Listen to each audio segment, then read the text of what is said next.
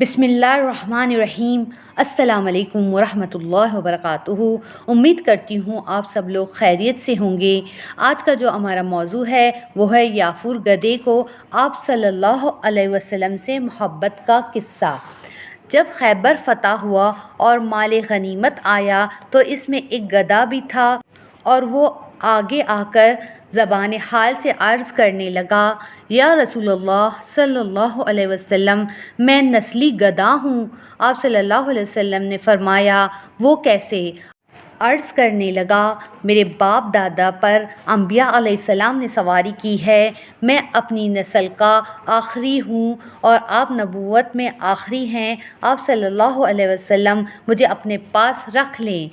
آپ نے فرمایا، ٹھیک ہے، اور آپ صلی اللہ علیہ وسلم نے اسے اپنے حصے میں لے لیا اور اس پر سواری فرماتے تھے۔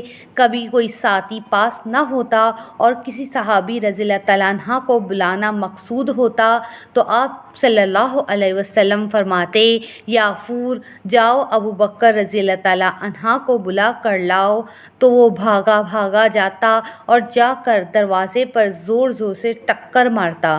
جب زور زور سے دروازے پر ٹکر پڑتی تو وہ پریشان ہوتے ہی کہ کیا ہو گیا ہے، دیکھتے تو یافور کھڑا ہوا ہے، سمجھ جاتے کہ رسول اللہ صلی اللہ علیہ وسلم نے بلایا ہے۔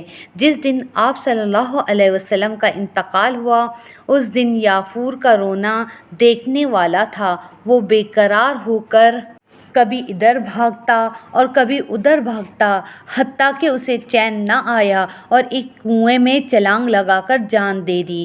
رسول اللہ صلی اللہ علیہ وسلم جنت کا راستہ بتانے آئے، رسول اللہ صلی اللہ علیہ وسلم دوزخ سے بچانے آئے۔ بحر بر جس کی نبوت کے سامنے سر جھکایا گیا۔ جس دن آپ پیدا ہوئے اس دن ایک سمندر کی مچھلیوں نے دوسرے سمندر کی مچھلیوں کو جا کر مبارکباد دی کہ کائنات کا سردار آ گیا ہے۔ ساری دنیا کے بت زمین پر گر گئے، بادشاہوں کے تخت الٹے ہو گئے، کیونکہ دو جہاں کا سردار آ گیا، کائنات کا سردار آ گیا۔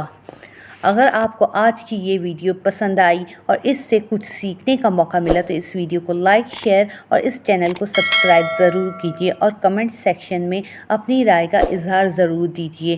شکریہ۔